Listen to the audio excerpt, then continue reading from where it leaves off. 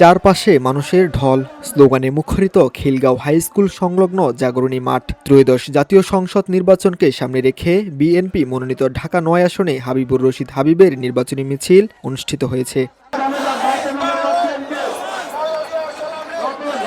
দুপুর ২টা থেকে শুরু হয় এই মিছিল শুরুর আগেই খিলগাঁও, সবুজবাগ ও মুগদা থানার সাধারণ মানুষ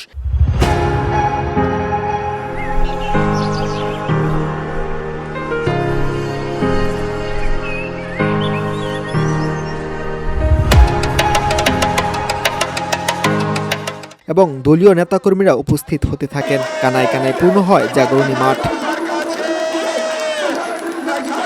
মিছিল পূর্বে হাবিবুর রশিদ হাবিব বলেন, অনেক ষড়যন্ত্র চলছে, সেই ষড়যন্ত্র রুখতে আমাদের ঐক্যবদ্ধ থাকতে হবে। আগামী দিনে ধানের শীষে ভোট দিয়ে আমরা নতুন বাংলাদেশ গড়ে তুলব।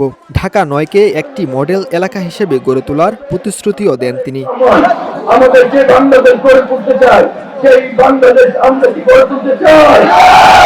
আমরা কি আমাদের প্রিয় নেত্রী, যার মাধ্যমে বাংলাদেশ গড়ে বাংলাদেশের গণতন্ত্র অব্যাহত রয়েছে, যাদেরকে মডারন ডেমোক্রেটিক বলে, সেই নেত্রীকে সুস্থ হয়ে তার হাত ধরে আগামীর বাংলাদেশের শুভ সূচনা করতে চাই।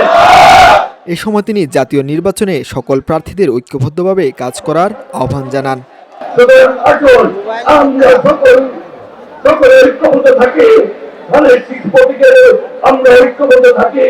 আমরা সকল মিলে আগামী দিনে ধানের শীষে ভোট দিয়ে আমরা আমাদের নতুন বাংলাদেশ ইনশাআল্লাহ গড়ে তুলব। মিছিলটি হাবিবুর রশিদ হাবিবের নেতৃত্বে জাগরণী মাঠ থেকে মান্ডা ব্রিজ এলাকায় গিয়ে শেষ হয়।